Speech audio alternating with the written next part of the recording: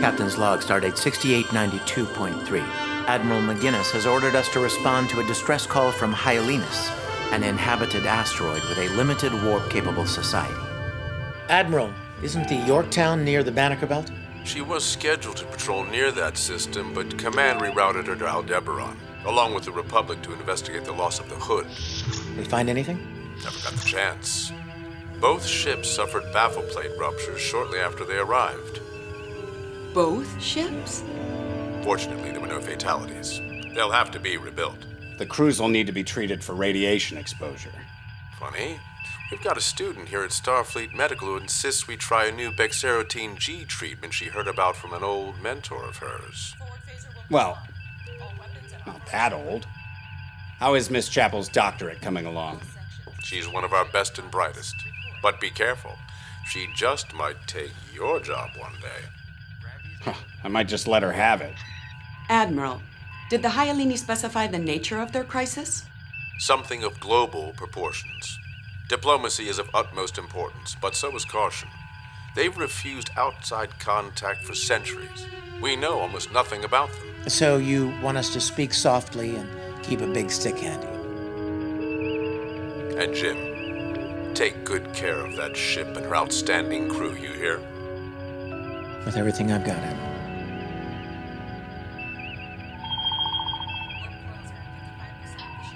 What the devil was he wearing? No idea, but you'll never get me in one of those things. Oh, it's not so bad. Drab, boring color palette? I think it would complement Mr. Spock quite well, don't you think?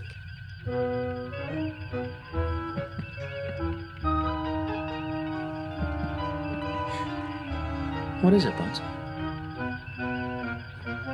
She's in my spot. I'm sorry. It's all right, Counselor. There's always plenty of room on the bridge for one more to keep Spock in line.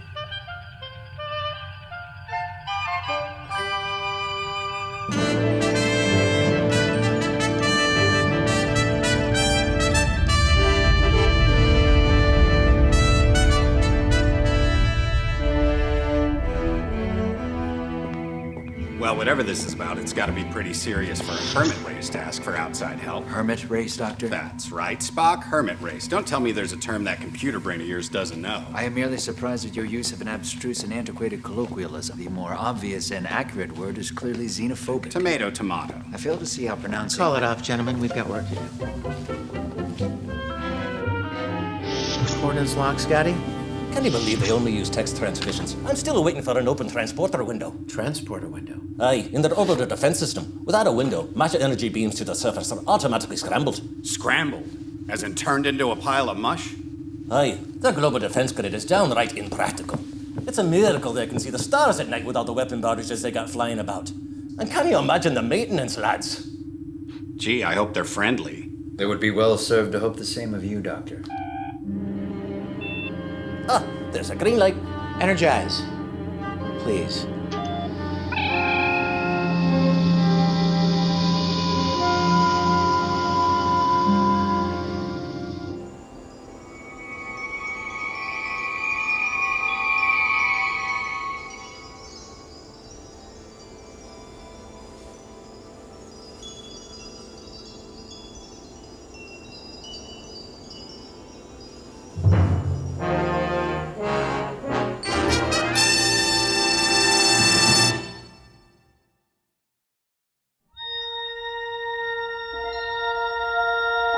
Space, the final frontier.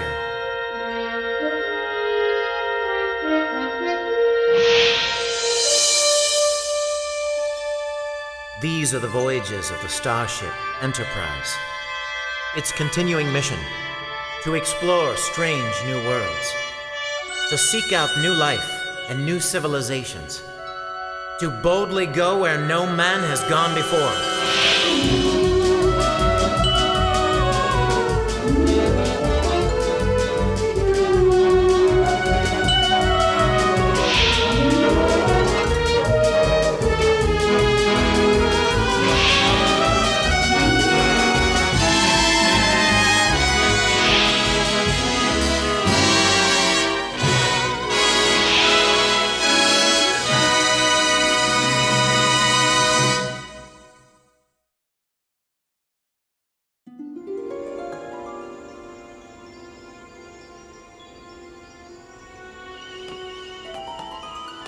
Fascinating. Are you seeing what I'm seeing?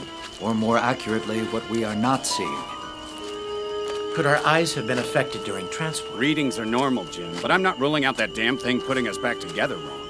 Greetings. Welcome, my friends, to Hylenus. We are honored by your visit to our world. I am Gallisti, leader of the Inner Council. And this is Theus, our newly appointed ambassador to the Federation. You see, I told you they'd be hyenoid bipeds.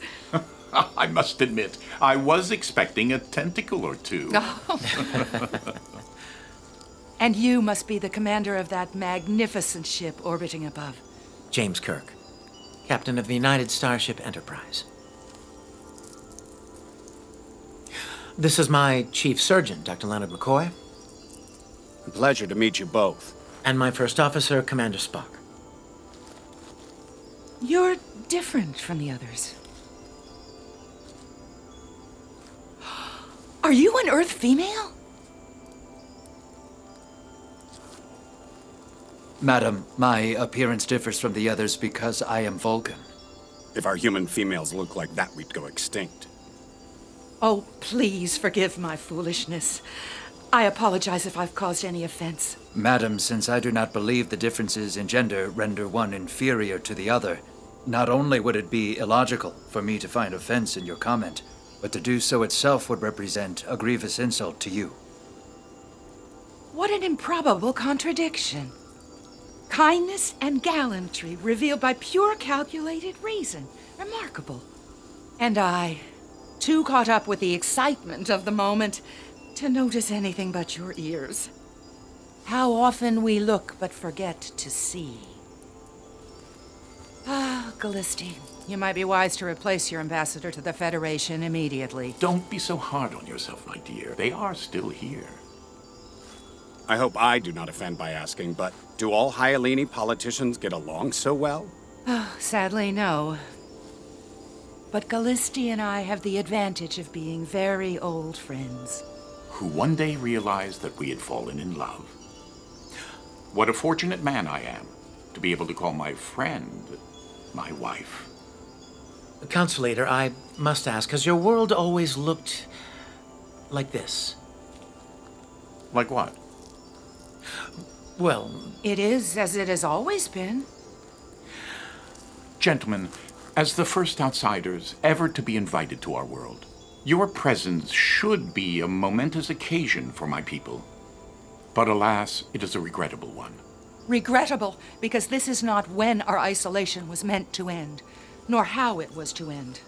Hundreds of years ago, the people of Hyalines united in a single purpose, to one day become worthy to join the community of stars. To us, that meant seeking out the best in each other and ourselves. Laying down arms against each other, erasing our borders, and refusing to be defined by distinctions like us and them. A sublime hope. The hope of the Hyalini. But alas, fate has intervened. And so today, the hand of my people is not one that is held up proudly to the stars, but merely as a hand held out. Please, come. The Inner Council is waiting. Please. Spock, can you explain our vision? In fact, I can. An unusual form of radiation emitted by their sun. Unlike anything I've encountered, it impairs the function of cone cells in humanoid eyes. Cone cells allow us to see color. Correct, Doctor. Makes sense, Jim. Good work, Spock. Continue scanning.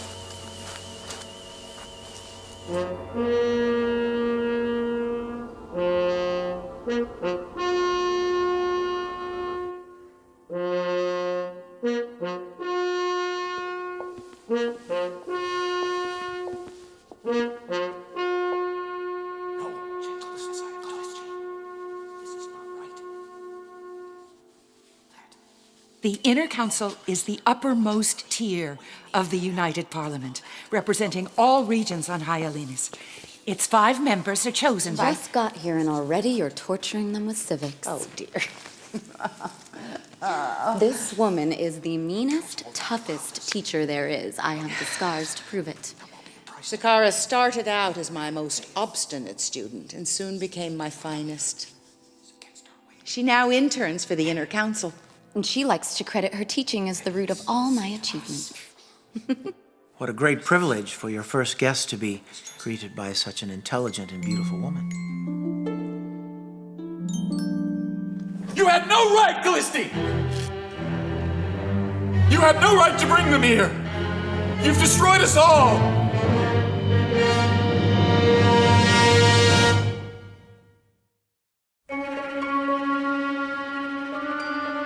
Do you hear me?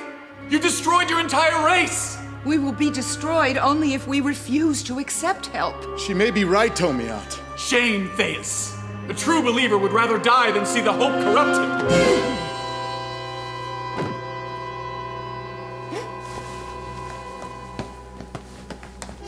Will he live?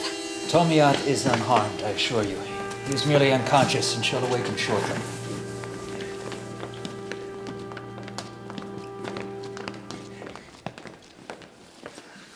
I apologize. You should never have witnessed that. Show them.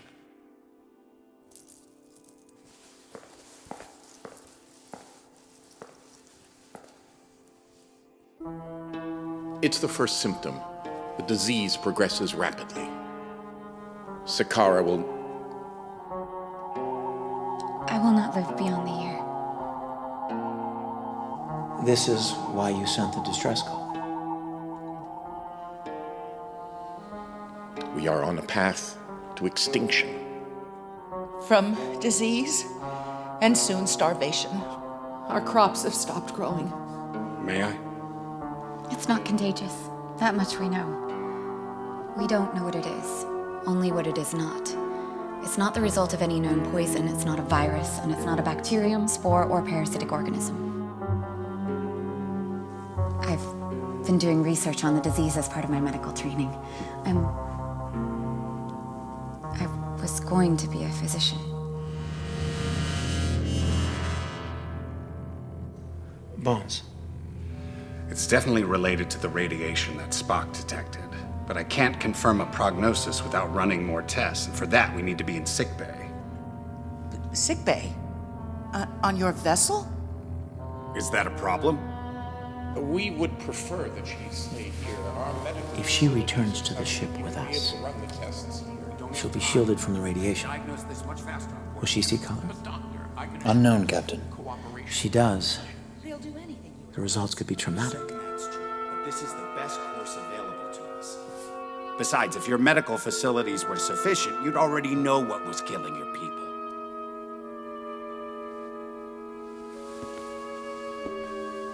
Take good care of her. She's precious to us. You have my word.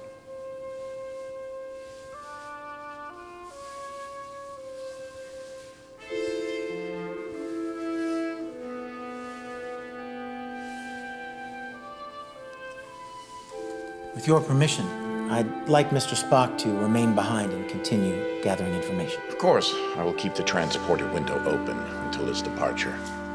They love you very much. We are like family. Dr. McCoy. Sakara, when you arrive on board our ship, your eyes may work differently. It may frighten you, but I promise you'll be safe. You understand?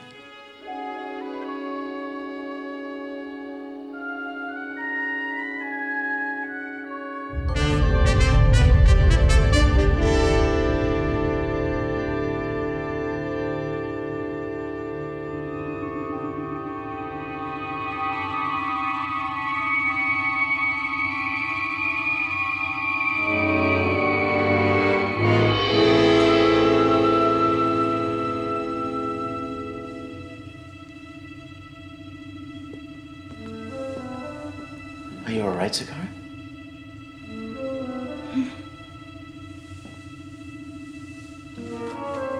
Do you see anything strange? No. Everything looks...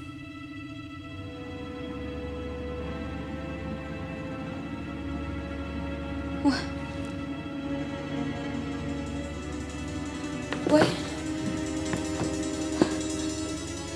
What is that? I'm chief engineer Scott, lass. Captain! It's all right. It's called color. Just try to stay calm.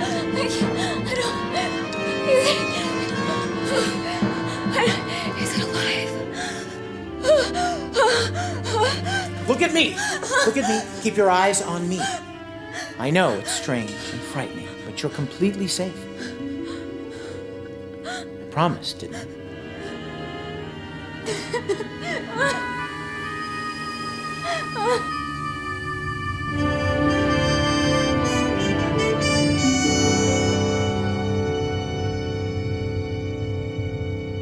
So the cause of the illness and the monochromatic vision are one and the same?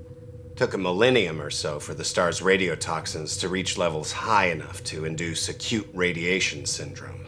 I've started Sakara's treatment, but it's too soon to tell. How is she otherwise? She's a million questions a minute. Color this and color that. I might have to sedate her just so I can get some peace and quiet. Sakara is likely the first resident of Hyalinas to see color in over a millennium. Even with their limited space travel, their shielding technology does not filter out the solar radiation responsible for suppressing color vision. As for its effects on the population, the illness will reoccur unless further exposure to the solar radiation can be prevented. The spectral signature of the Hyalinas sun can be altered using a modified stellar probe. After that, we'll need to decontaminate the asteroid. I recommend scanning their ecosystem, starting with the plants. Determine how deeply the radiation's permeated their food chain. Mr. Sulu, you and Mr. Spock head back down to the surface. Take charge of the scans. I understand you have a knack for botany. Oh, yes, sir. I should introduce you to my carnivorous weeper, Gertrude. She's a beaut. I'll also need to repair the cellular damage the radiotoxins have caused. If Sakara's treatment works, I'll be able to synthesize enough medicine for the entire population. Captain, there is a new development. While on Hyalinas, I captured several images with my tricorder. This is how the Hyalini appear to each other. Unlike eyes, however, the tricorder does not rely on cone cells.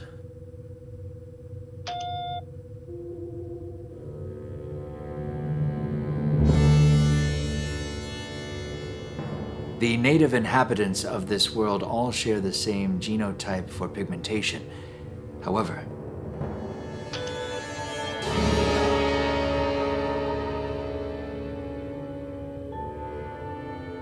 Are you saying Sakara is not from Hyalinas?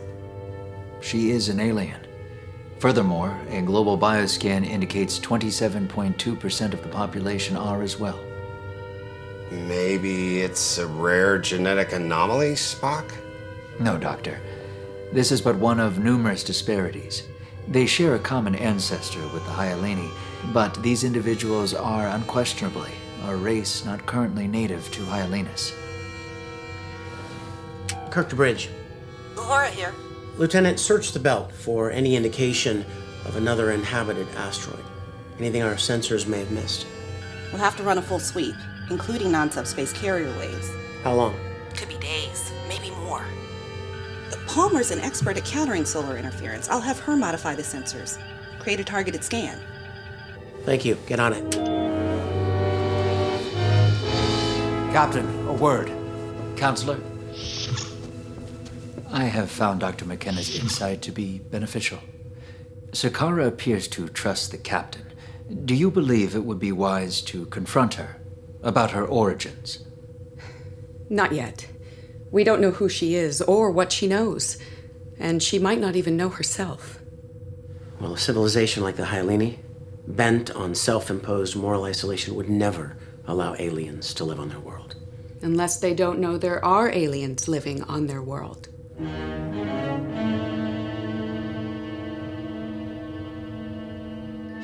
Captain's log supplemental.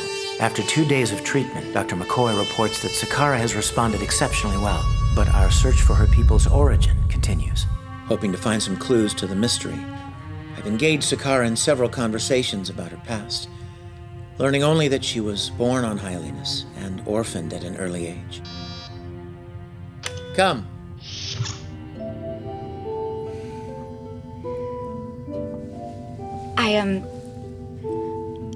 I wanted you to know where to find me in case you desired to talk again. Yes, Dr. McCoy said he moved you to guest quarters.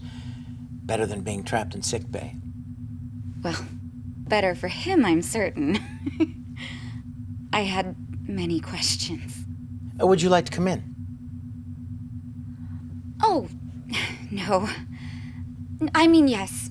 But no, if you're busy. But as for wanting to, yes. But of course, no, if you don't also. But if you do, then yes, I would very a lot. Please come in.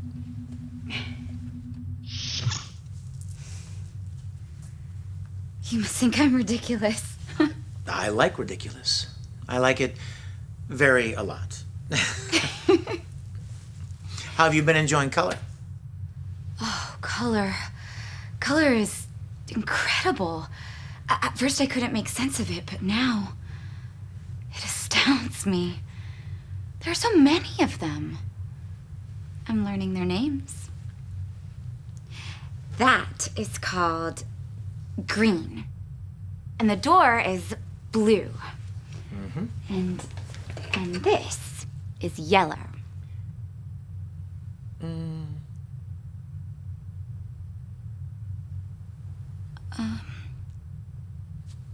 Red. Red. Once we repair your sun, everyone on Hylenus will see color. The initial shock may cause a great deal of chaos. We'll work with your people to prepare them so they won't be afraid. And I can help. I want to share my experiences with everyone. But there's still so much I don't understand. Like, what is it for? What is the purpose of color? Well, color provides variety, vibrance, beauty. It arouses the senses, stirs the emotions. Like poetry for the eyes.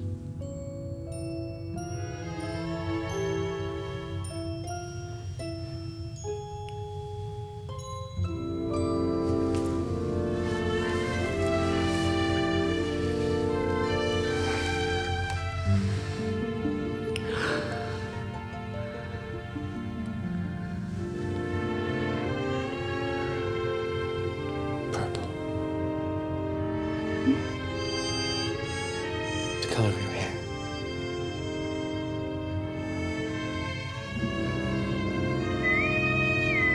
Captain Kirk to the bridge. Captain Kirk to the bridge. I'll be back. You're welcome to stay.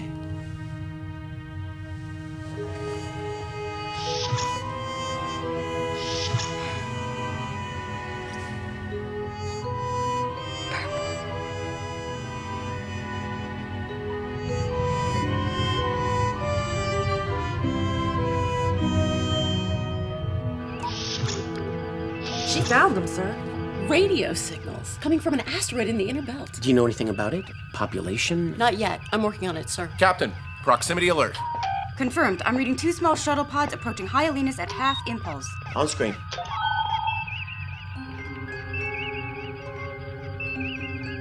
Trajectory suggests they're from the other asteroid. Scans indicate vessels don't have any big sticks, sir. What was that, Lieutenant? They are unarmed. Barely looks space-worthy.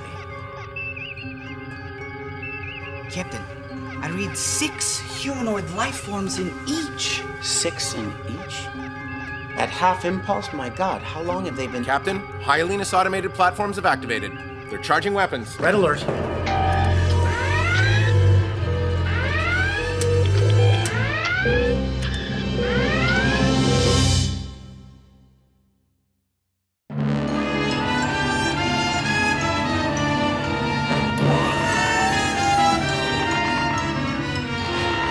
Uhura, hail the Hylian. One of the weapons platforms is targeting the shuttle pods, Captain.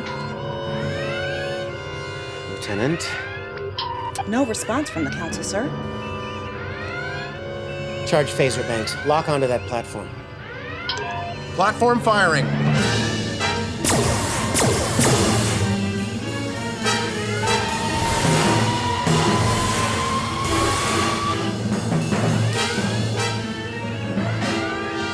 Phaser's locked. Fire.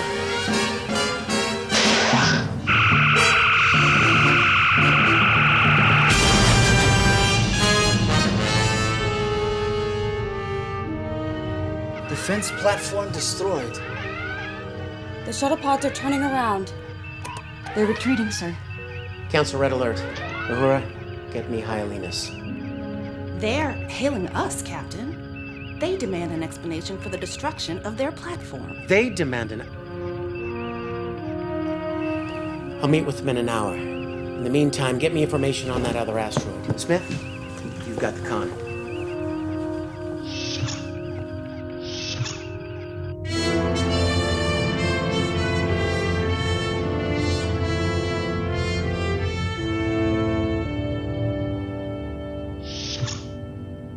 Why did your people try to destroy 2 unarmed shuttles, carrying 12 passengers?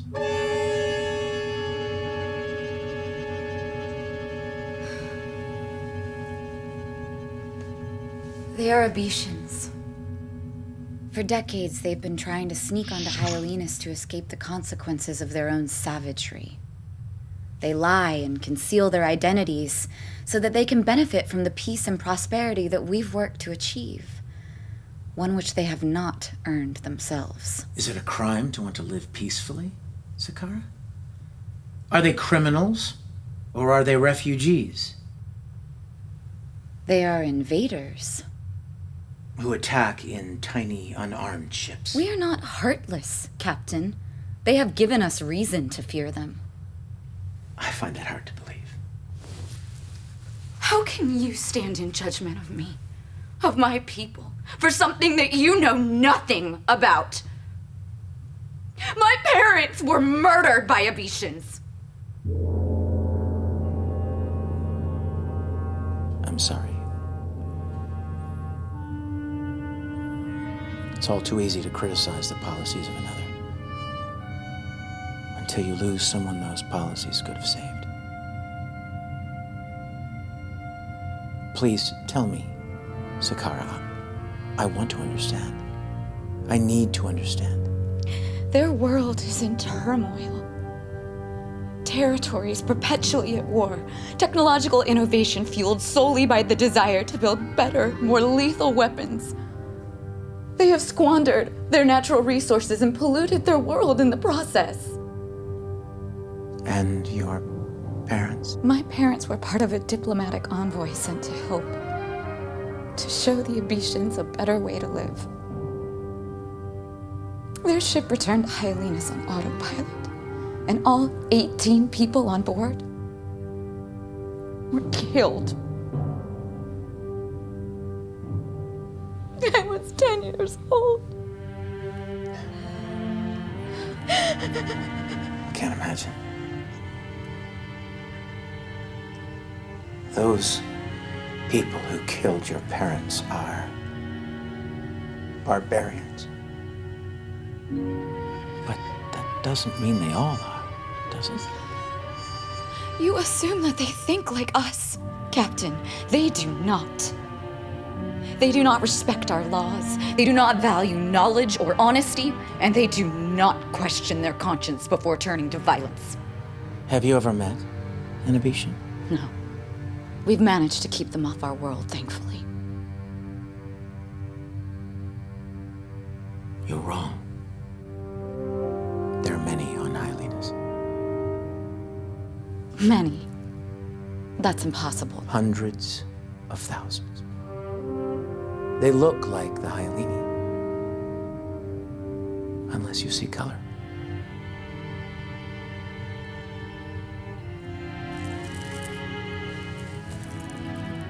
Your hair, your skin. You are Abetian. Your parents were Abetian. No. She is no stranger. You're still you. If you don't trust what you see, trust what I see. The woman in that mirror is brilliant. She's curious, honest, kind. Beautiful inside and out. Look.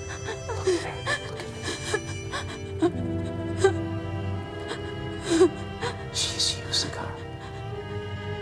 And you are the opposite of what you believe, of what you've been told. Abishan's heart.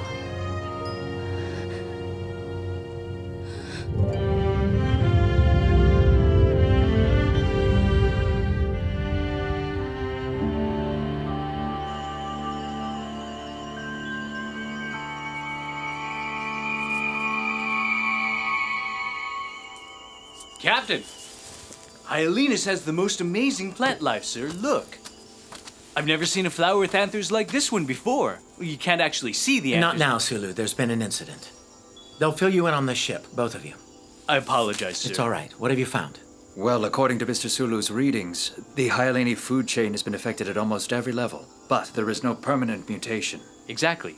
Once we're through here, future generations should grow healthy and normal. Good work. Prepare a decontamination sweep. Aye, sir. And Sulu, you forgot something.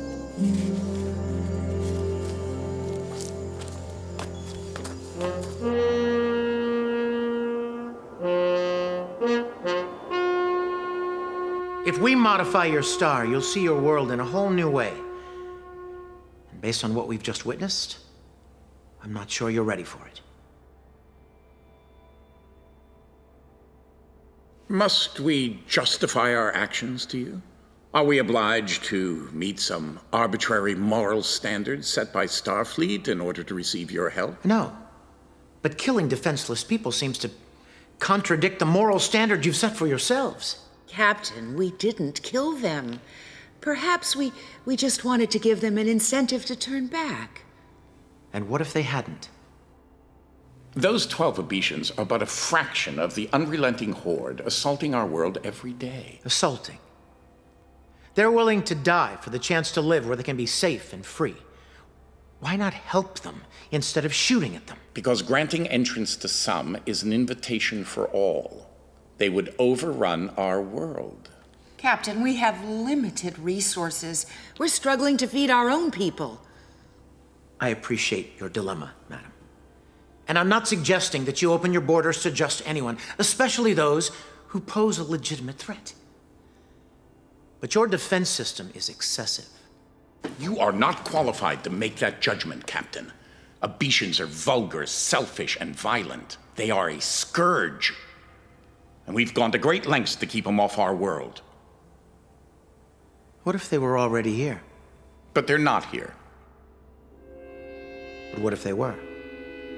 How would you know? There was a time, decades ago, when we suspected the Abishans had come, because there was a dramatic rise in violent crime. But once we activated our defense grid, the crime rate receded. That is a fact, Captain, not opinion. Which only proves that some Abishans are criminals. You can't condemn the many for the crimes of a few. I don't condemn. The Abishans are free to live wherever they please, as long as it's on their own world. But if they come here, I will do what is necessary to keep my people safe, just as you would if it were your crew or your family. Safety and compassion are not mutually exclusive. Conscience requires balance. That's fundamental to the philosophy of the Federation. Captain, what is Starfleet's General Order Number 1? The non-interference directive. The ethical principle that prohibits members of Starfleet from interfering with the natural development of pre-warp civilizations. And does it apply even if you know your interference would be beneficial? Yes. Yes, and have there been cases in which upholding this ethical principle resulted in the death of an entire population, even though you could have saved them? Yes, but... So, for you, this abstract idea is more important than a planet full of living, breathing people. And you stand here before me lecturing me about compassion, about balance. You condemn the many for the crimes of none. Who do you think you are?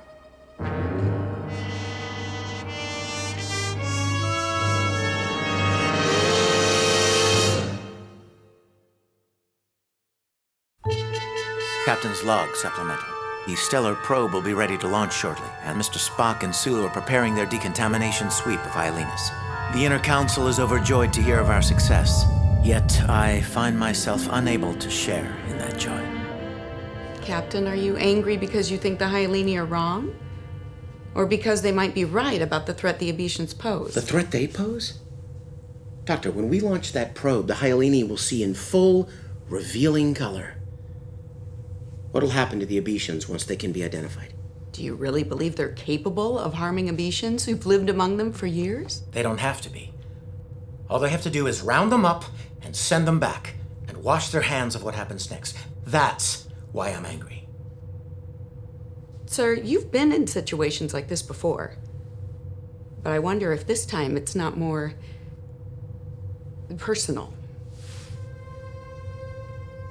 I don't think you're angry. I think you're afraid. Afraid for Sakaara. You care for her. Perhaps more deeply than you want to admit.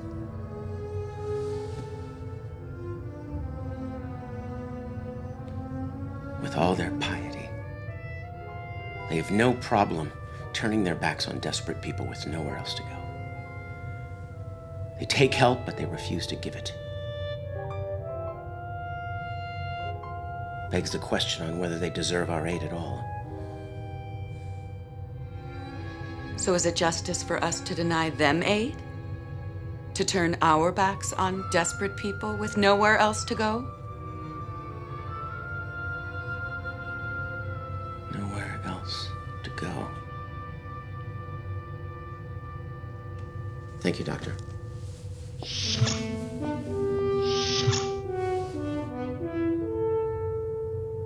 Damn, I'm good.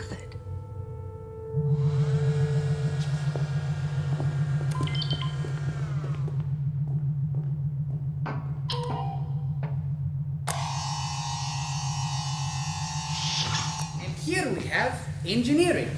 This is where Mr. Scott lives. I don't spend all my time here. There's also the transporter room.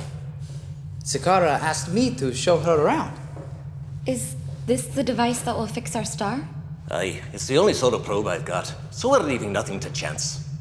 How'd you like to see the warp engines? No, I can show her, Commander. You've got work to do. I've always got time for a lovely lass, Lieutenant. Yes, the engines are this way.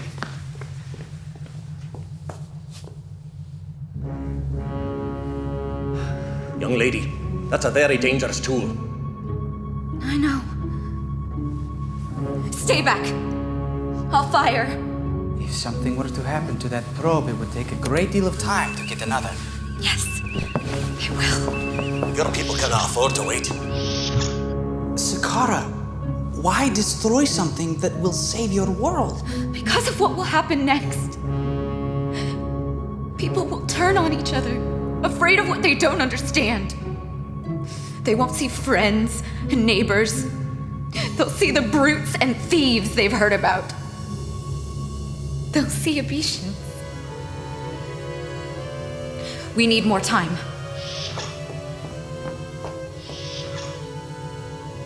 Help us find another way to fix our son. One that won't change how we see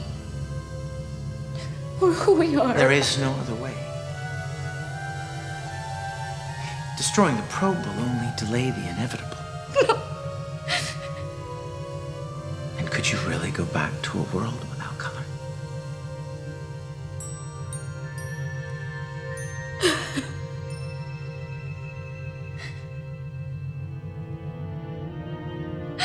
I feel so powerless. So terrified of the people I will return home to. Their eyes will change. But their hearts may not. You're not powerless. You're the one person with the power to change the hearts of your leaders. Callisti and Theus love you very much. Sakaara, you're living proof that the Abetians aren't a race of savages. That they too have the same hopes and dreams of becoming more.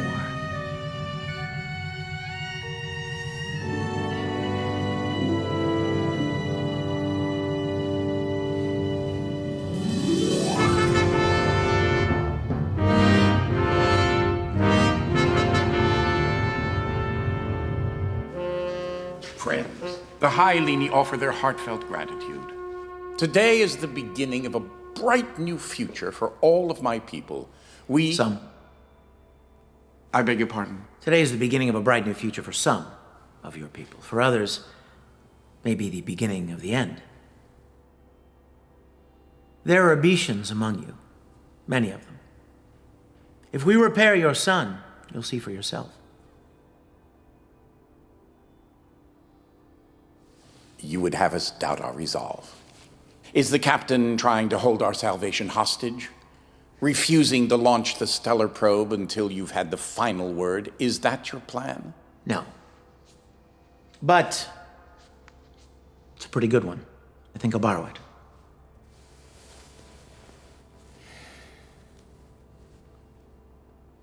I wonder if you realize the peace, prosperity, the unity of your people is truly extraordinary.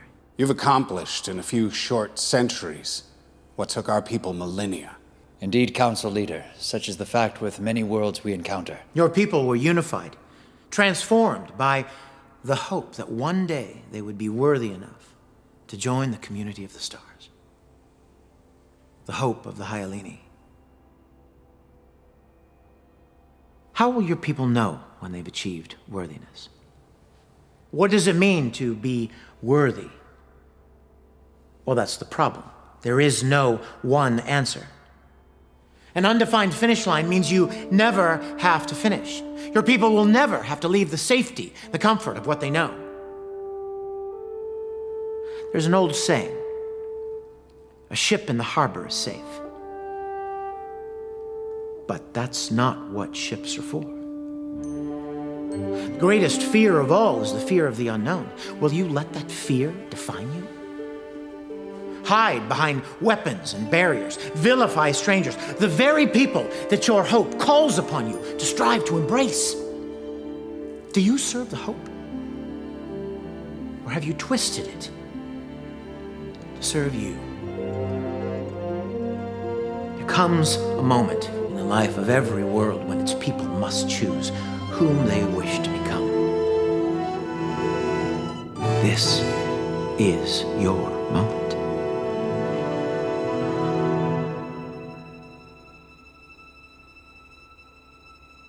Now will you launch the probe?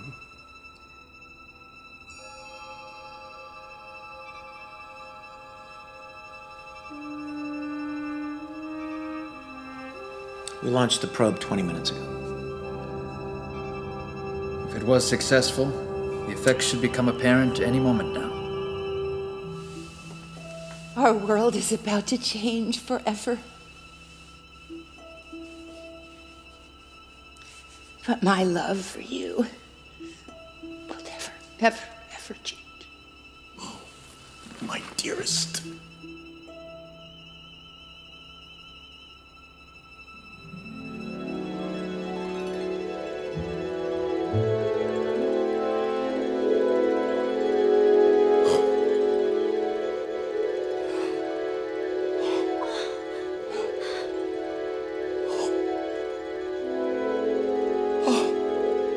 Magnificent.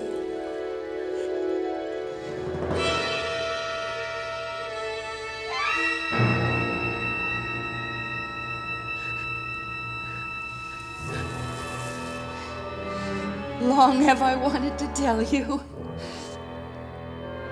but the thought of you forsaking me was too much to bear. This has all been a lie. No. Oh no, it's not a lie. I'm still me. My love for you is not a lie. I'm still the same person. I'm not. No! This changes nothing. Even with new vision, do you still not see? Captain, commence the decontamination sweep of Hyalinus. About that, I'm afraid we won't have the time. The Enterprise has been called away to urgent business on Darren 5. You would let us all die?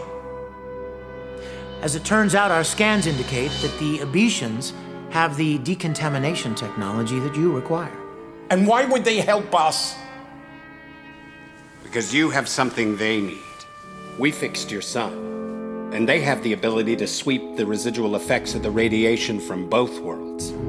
But their people need medicine just like yours do.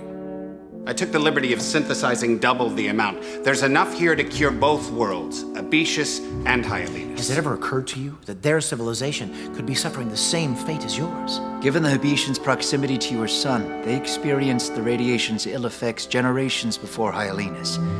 Illness, food shortage. It is no wonder their world has fallen into chaos and war. They are what you would become. Please. Don't make us beg help from them.